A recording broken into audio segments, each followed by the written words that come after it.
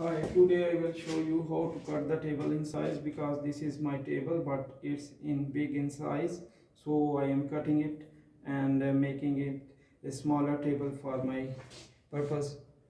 So first I have to take the measurement.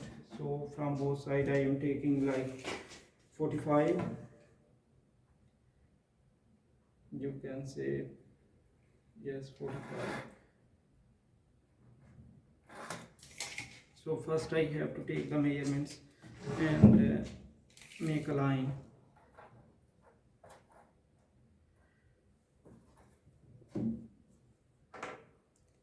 45 is here, so I need to take the dots.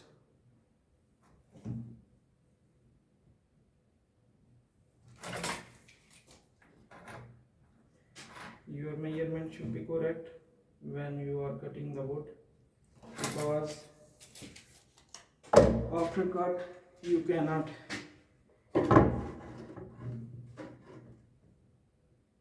get the wood back.